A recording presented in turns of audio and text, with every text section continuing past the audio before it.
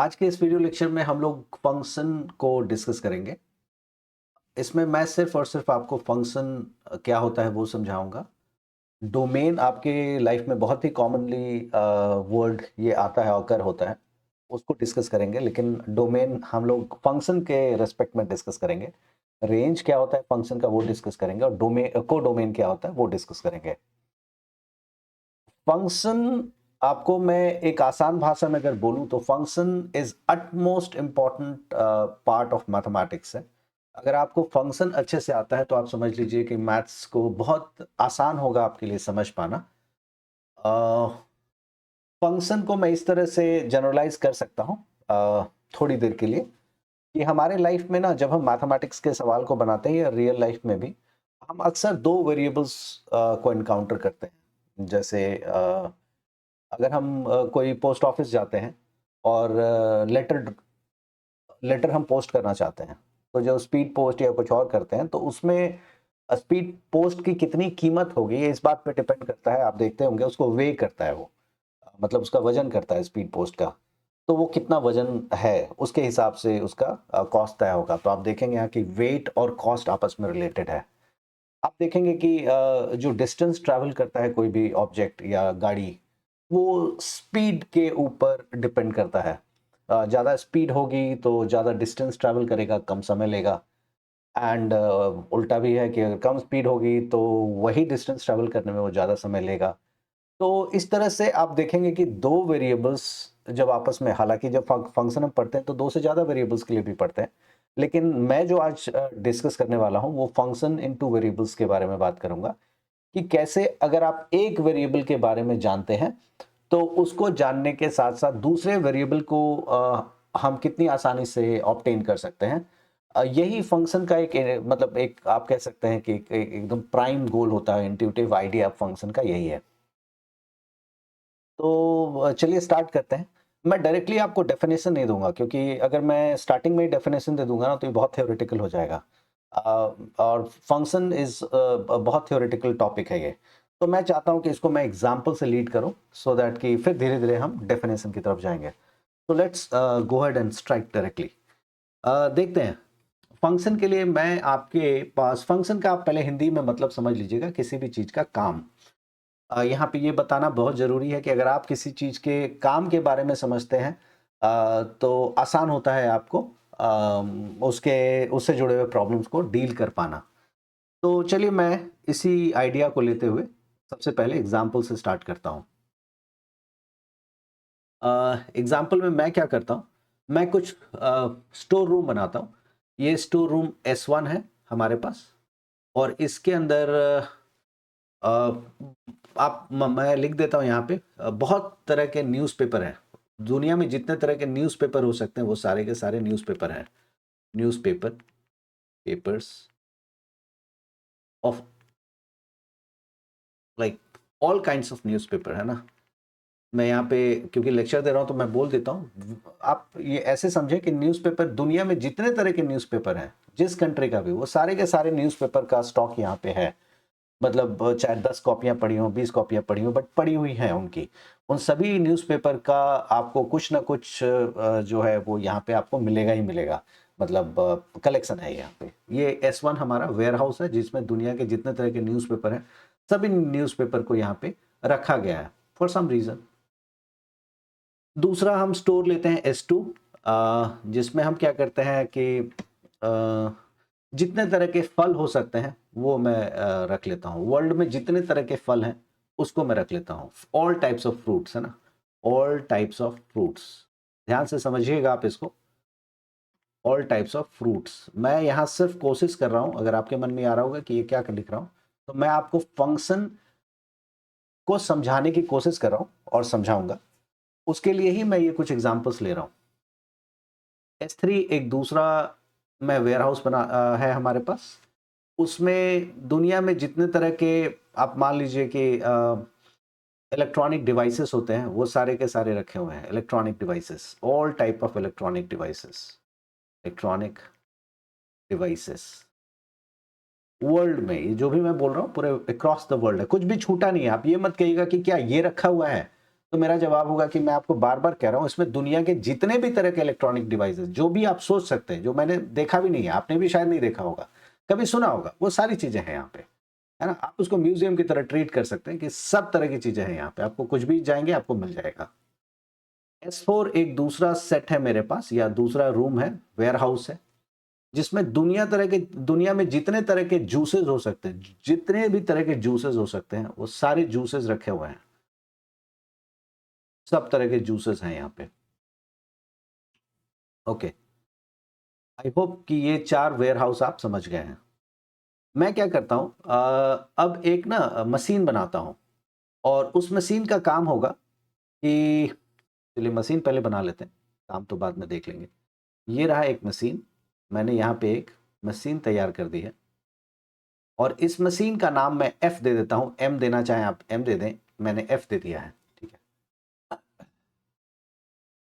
जाहिर सी बात है मशीन का कुछ काम भी होगा, और काम जो भी होगा उसमें वो बेचारा कुछ ना कुछ अंदर लेगा, और फिर उसके ऊपर अपना काम करेगा, और काम करने के बाद बाहर में रिजल्ट दे देगा। लेकिन यहाँ पे ये मशीन जो है, ये हम तय कर रहे हैं, मेरी बात को ध्यान से सुनिएगा, ये इस मशीन को हम तय कर रहे हैं कि कौन सी मशीन है, ये क्या काम करेगी, ये हम तय कर रहे हैं। तो इस मशीन का काम है कि ये कुछ भी हम डालेंगे, कुछ भी, एनीथिंग, उसका ये जूस बना करके बाहर दे देगा। उसका जूस निकाल के बना के आप जो शब्द इस्तेमाल करना चाहें आप कर लें। ये एक्चुअली में आसान भाषा में बोलूं तो ये जूसर है, ठीक है। तो ये आउटपुट में हमें जूस देगा। अब जाहिर सी बात है, अगर ये एक मशीन है जिसके आउटपुट में जूस है, आउटपुट यहां से आएगा, मैं लिख देता हूं यहां पे आउटपुट, ये बस मैं वहां पे जूस लिखने वाला था, जूसर, जूसर, ठीक है। ये मशीन का नाम जूसर है। ये हमारे पास इनपुट है, ये इनपुट है, मतलब आप जो भी रखना चाहते हैं वो यहीं से रखेंगे। ओके, अब ये मशीन हमें पता है कि क्या काम करती है। अब मैं आपसे कुछ सवाल पूछूंगा, उसका जवाब आप खुद ही मन में दीजिएगा कि क्या आप जूसर में न्यूज़पेपर रखना चाहेंगे। इसका जवाब मेरे ख्याल से आपके लिए बहुत इजी है देना, शायद आप नहीं रखेंगे, मोस्ट लाइकली आप नहीं रखेंगे। ओके, आप फल रखना चाहेंगे, जवाब है हाँ आप रखना चाहेंगे। इलेक्ट्रॉनिक डिवाइसेस आप जूसर के अंदर रखना चाहेंगे क्या, जवाब है नहीं रखना चाहेंगे आप। जूसेस रखना चाहेंगे आप कभी भी जूसर के मशीन में, जवाब है नहीं रखना चाहेंगे। जूसर मशीन में आप जूस क्यों डालिएगा, है ना। तो ये कुछ सवालों के जवाब हैं, सवाल मैंने पूछे और जवाब भी मैंने आपको दिया, और उम्मीद है कि इन सब जवाबों से आप पूरी तरह से सहमत होंगे, आप अग्री करेंगे। अब इसमें आगे बढ़ते हैं हम लोग। अगर आप देखेंगे कौन सा 2 वेयर हाउस है जो इस मशीन के थ्रू आपस में कनेक्ट होने का सोच सकता है।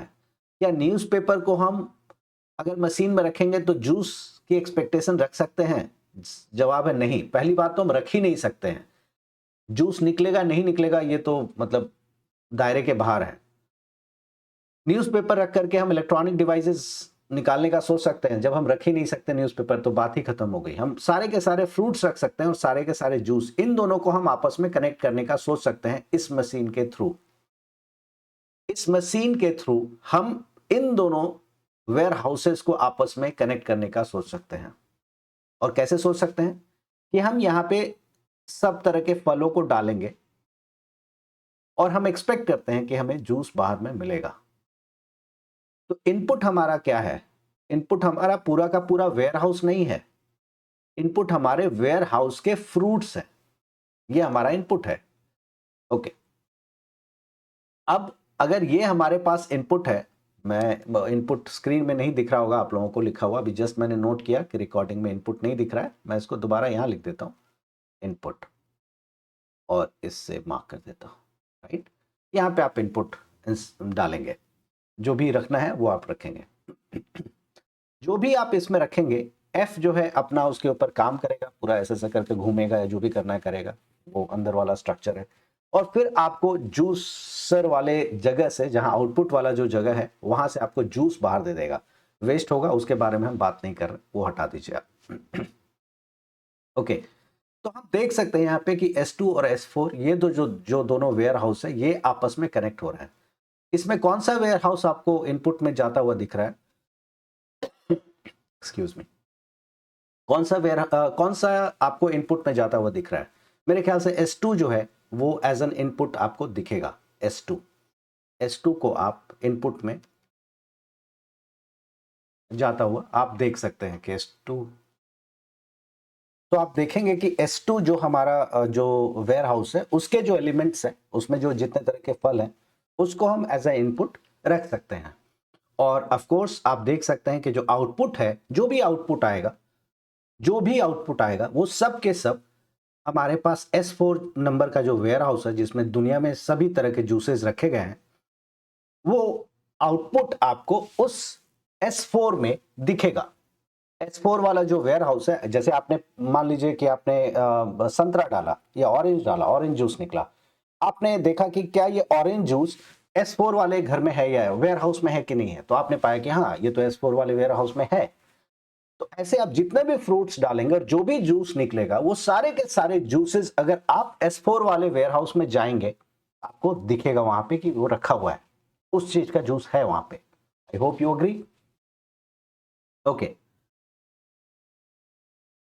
क्या हम यहाँ पे S1 को डालेंगे? जवाब है नहीं। क्या हम यहाँ पे इलेक्ट्रॉनिक डिवाइसेस को डालेंगे? जवाब है नहीं। क्यों नहीं डालेंगे? क्योंकि आप जानते हैं कि ये जूसर का मशीन है, यहाँ न्यूज़पेपर डाल करके जूस नहीं निकाला जा सकता, और न्यूज़पेपर डालेंगे तो मशीन खराब हो जाएगी। ध्यान से सुनिएगा मेरी बातों को, मशीन खराब हो जाएगी, आप मानेंगे इस बात को। इलेक्ट्रॉनिक डिवाइस डालेंगे वो पूरा मशीन ही खराब हो जाएगा, जूसर। ओके, यही एक्चुअली में कॉन्सेप्ट है फंक्शन का। अब मैं इसको प्रॉपर डेफिनेशन की तरफ लेके जाता हूं। एफ हमारे पास फंक्शन है, इस फंक्शन ने क्या किया, इस फंक्शन ने, या जो ये मशीन है हमारे, फंक्शन को आप मशीन की तरह ट्रीट कीजिए, ये बहुत हद तक आपको हेल्प करेगा।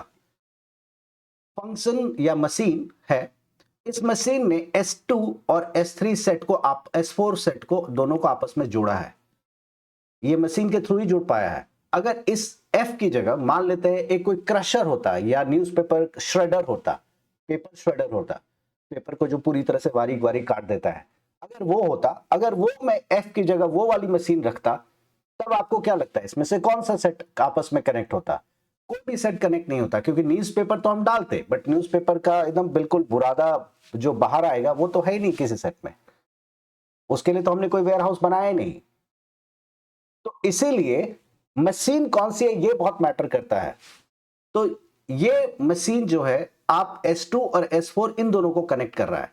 तो आप इसी को ऐसे करके दिखाते हैं, ये जो S2 है हमारे पास, इसी को हम लोग डोमेन ऑफ द फंक्शन कहते हैं, डोमेन ऑफ F कहते हैं, डोमेन ऑफ मशीन कहेंगे, और S4 को आप यहां पे को डोमेन ऑफ मशीन कहेंगे, को डोमेन ऑफ मशीन कहेंगे, और S2 को आप डोमेन ऑफ मशीन कहेंगे। याद रखिएगा, S2 हमारे पास जो कि ऑल टाइप ऑफ फ्रूट्स का जो पूरा वेयर हाउस है, इसको आप सेट ऑफ डोमेन कहेंगे, और जो जूसेस का जो पूरा हमारे पास वेयर हाउस है उसको आप सेट ऑफ कोडोमेन कहेंगे। अभी तक मैंने रेंज की बात नहीं की है, पेशेंस रखिए। Okay, good. अब हम आगे बढ़ते हैं इसमें, और आगे बढ़ते हुए ये डिस्कस करेंगे। अब इसी को मैं मैथमेटिकली रखता हूं, ये आपको मैंने एकदम लेमैन टर्म्स में समझाया, अब इसी को मैं मैथमेटिकली बताने की कोशिश करता हूं। सबसे पहला कि जो फंक्शन आप पढ़ रहे हैं या हम पढ़ रहे हैं अभी, ये फंक्शन रियल वैल्यूड फंक्शन है। First point is this, the function that we are studying right now is actually real valued function. Valued function, real valued function का क्या मतलब होता है? रियल वैल्यूड फंक्शन का मतलब ये होता है कि जो आप डोमेन में या जो आप इनपुट में मशीन के, बार बार मैं कह रहा हूं आप उसको मशीन की तरह ट्रीट, जब तक आप फंक्शन वर्ड को दिमाग में रखेंगे ना, मैथ से कनेक्ट करेंगे, आप ऐसे ऐसे होते रहेंगे। तो अपने आप को ज्यादा प्रॉब्लम्स में मत रखिए, आसान रखिए चीज को, जितना आसान रखेंगे उतना आसान होगा सीखना। तो रियल वैल्यूड फंक्शन का मतलब होता है जिसका डोमेन रियल नंबर होगा, मतलब जो एलिमेंट हम रखेंगे इनपुट में वो रियल नंबर होगा, और जो उससे आउटपुट आएगा मेरा वो भी रियल नंबर होगा। दूसरा सवाल इसमें उठता है कि क्या ऐसा ही होता है? जवाब है नहीं, ऐसा नहीं होता है। हम कॉम्प्लेक्स नंबर भी रख के कॉम्प्लेक्स नंबर का भी रिजल्ट एक्सपेक्ट कर सकते हैं, बट अभी हम उसके बारे में नहीं पढ़ रहे हैं, हम सिर्फ और सिर्फ रियल इनपुट और रियल आउटपुट के बारे में पढ़ रहे हैं। इसी को हम लोग रियल वैल्यूड फंक्शन कहते हैं। आगे देखते हैं अब। ये मैंने डोमेन का सेट ले लिया। अक्सर आपको डोमेन, अक्सर नहीं, हमेशा डोमेन का सेट आप सबसे पहले बनाते हैं क्योंकि ये इनपुट में जाता है। ये बनाने का तरीका आपको बता रहा हूं मैं। और ये हमारे पास एक दूसरा सेट है, दूसरा वेयर हाउस है, दूसरा घर है, दूसरा रूम है। आप जैसे समझना चाहे वैसे समझिए, आसान भाषा में समझिए, कॉम्प्लेक्स मत कीजिए इसको। इस रूम के अंदर सारे के सारे रियल नंबर है। सारे के सारे क्या है? रियल नंबर है, रियल नंबर। और इस वाले घर में सारे के सारे नेचुरल नंबर है, ठीक है। और इसको एक मशीन से आपस में कनेक्ट किया गया। वो मशीन कुछ भी हो सकता है, लेकिन मैंने जो मशीन दिया है उस मशीन का काम है कि हम जो भी इस मशीन में डालेंगे, एक मशीन है बाहर में, यहां पे ऐसा करके मैंने एक मशीन बना दिया, मतलब जो भी इसमें से इसमें जाएगा उसका डबल हो करके वो दिखेगा। लेकिन यहां पे अक्सर गलती क्या होती है, हम सबसे अक्सर गलती होती है, हम सबसे मतलब मैं पढ़ा रहा हूं, मैं अपनी बात नहीं कर रहा हूं आपसे, लेकिन अक्सर जब हम पढ़ते थे तो हम लोगों से भी होती थी, ऐसी बात नहीं कि हमसे नहीं होती थी। जो लोग, जो स्टूडेंट्स होते हैं, उनसे सबसे बड़ी गलती ये होती है कि वो ये इसको ऐसे देखते हैं कि अच्छा जो हम डालेंगे वो बाहर निकलेगा और उसको हम इस सेट में रखेंगे। याद रखिएगा, मैंने यहां रखने की बात नहीं की है, मैं सिर्फ और सिर्फ आपको कह रहा हूं कि ये पहले से डिफाइंड सेट है आपके पास और वो सेट है रियल नंबर का। और जो दूसरा वाला सेट है वो पहले से तय है कि इसमें नेचुरल नंबर है, 1 से लेकर के और सारे के सारे नेचुरल नंबर है। अगर आप 0 को नेचुरल नंबर में इंक्लूड करना चाहते हैं आप कर लीजिए। याद होगा, हम मैंने पहले भी अपने वीडियोस में बताया है कि जीरो नेचुरल नंबर में आता है, लेकिन इस केस में मैं मान लेता हूं कि नेचुरल नंबर 1 से स्टार्ट हो रहा है, just for the sake of convenience, so that कि दो लोग उलझे नहीं कि नहीं 0 से मैंने माना होगा या 1 से। Just for the sake of convenience I am mentioning this very clearly कि जो सेकंड सेट है हमारा, उस सेट को मैंने नेचुरल नंबर का सेट माना है और उसमें सिर्फ और सिर्फ 1 से स्टार्ट किया मैंने, 1 2 3 4 5 एंड सो ऑन। तो ये पहले से तय है कि इस सेट में ये सारे लोग हैं।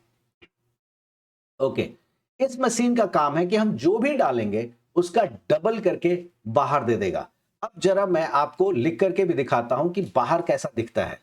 तो मान लेते हैं कि इनपुट में आपने यहां पे x रखा, x, तो x जब अंदर जाएगा तो f अपना x के ऊपर काम करेगा। f ने, जो मशीन है, पूरा x के ऊपर ऐसे ऐसे करके करके काम किया उसने, और फिर वो बाहर निकालेगा। तो जब वो बाहर निकालेगा तो अरे f ने x के ऊपर अपना काम कर दिया। इसी को कहेंगे फंक्शन ऑफ x। घबराइए मत, x सिर्फ और सिर्फ ये बता रहा है कि इनपुट क्या है या किस फॉर्म में है।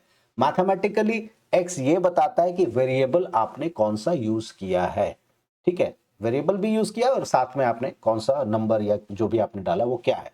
लेकिन मैं आपको समझने के पॉइंट ऑफ व्यू से बताऊं, यहां पे x जो है सिर्फ और सिर्फ वेरिएबल को ही दिखा रहा है कि कौन सा वेरिएबल आपने यूज किया है, वही उसके ऊपर f ने अपना काम किया और वो आपको आउटपुट में जो जो भी देगा, और वो आउटपुट ही हमारा fx है। तो fx याद रखिएगा, fx हमारा आउटपुट है, ठीक है, x हमारा इनपुट है, इनपुट है ये, और f हमारा मशीन है। तो तीन अलग अलग चीजें हैं, कंफ्यूज मत होइएगा।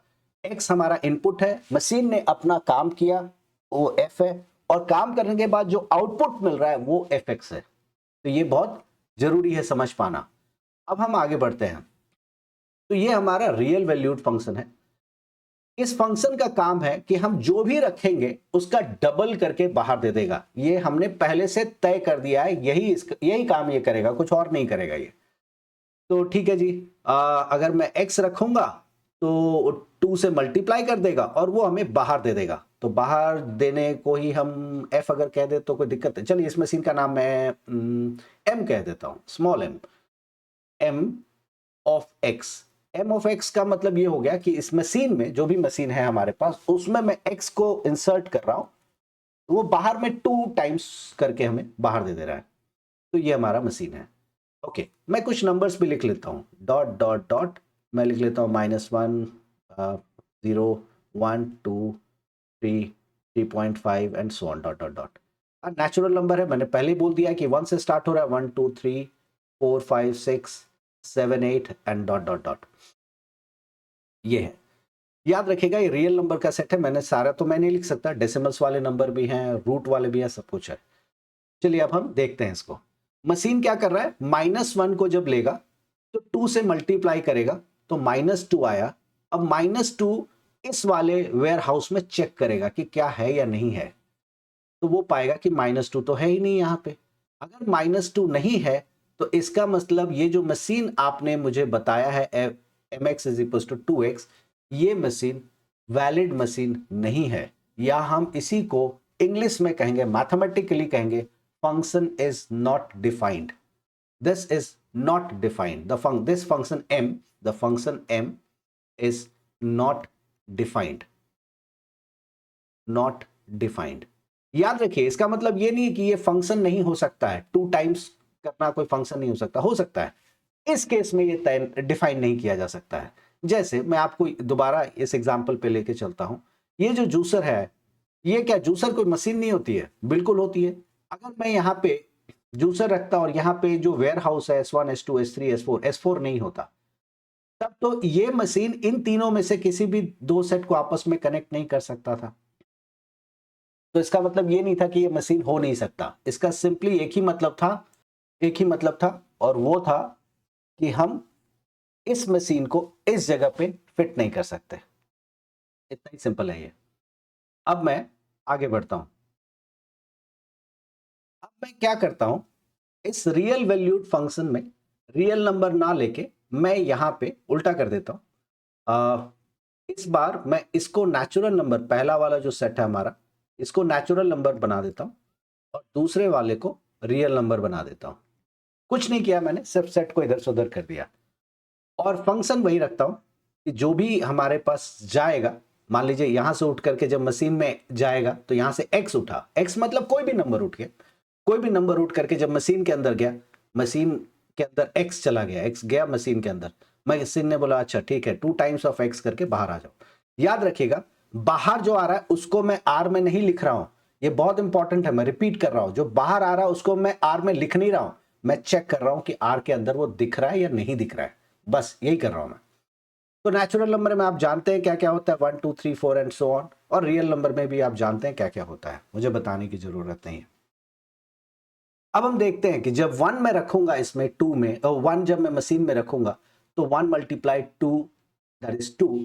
2 मैं देखता हूं कि इस वाले सेट में कहीं दिखेगा या नहीं दिखेगा, तो आप जानते हैं रियल नंबर में सारे नंबर होते हैं, तो 2 इसके अंदर आपको दिखेगा। तो 1 कनेक्ट हो गया 2 से। 2 जब मशीन में डालेंगे तो 2 × 2 4 होता है, 4। आप देखेंगे कि 4 बन नहीं गया, मशीन में जब डाला 4 बना, और उस 4 को हम आर में चेक कर रहे हैं कि आर के अंदर 4 है कि नहीं, हमने पाया कि है, तो हम उस 4 को उठा के आर में नहीं रख रहे हैं, रिपीट कर रहा हूं मैं, हम सिर्फ देख रहे हैं कि उस सेट के अंदर 4 है या नहीं है, हमने इसको जोड़ दिया।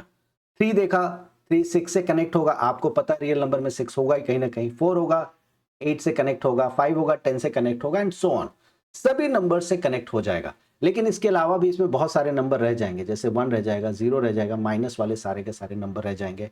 इसमें आप देखेंगे 9 रह जाएगा, 5 रह जाएगा, है ना, ऐसा 4 सॉरी यहाँ 5 रह जाएगा, यहाँ 7 रह जाएगा, यहाँ 3 रह जाएगा, एंड सो ऑन, ऐसे हजारों, मतलब इनफाइनाइट नंबर ऑफ नंबर्स रह जाएंगे जो इस वाले सेट से कनेक्ट नहीं हो रहा है।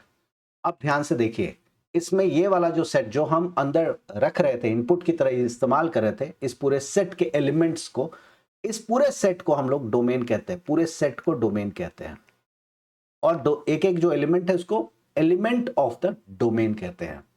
इस पूरे सेट को हम लोग सेट ऑफ कोडोमेन कहते हैं, सेट ऑफ कोडोमेन। और जो एलिमेंट यहां दिख रहा है आपको, मैं मार्किंग चेंज कर देता हूं, रेड कलर से कर देता हूं, आपको ये जो 2 दिख रहा है, 2 1 से कनेक्टेड है, 4 दिख रहा है, 4 2 से कनेक्टेड है, 6 दिख रहा है, 6 3 से कनेक्टेड है, 8 दिख रहा है, 8 4 से कनेक्टेड है। तो ये जो रेड सर्कल्ड नंबर है, इन नंबर्स को हम लोग रेंज कहेंगे। ये इंपॉर्टेंट है, सबसे ज्यादा प्रॉब्लम यही आती है, बच्चे इसी में कंफ्यूज रहते हैं कि रेंज कौन सा है, कोडोमेन कौन सा है, डोमेन कौन सा है, इसी को हम लोग रेंज कहते हैं।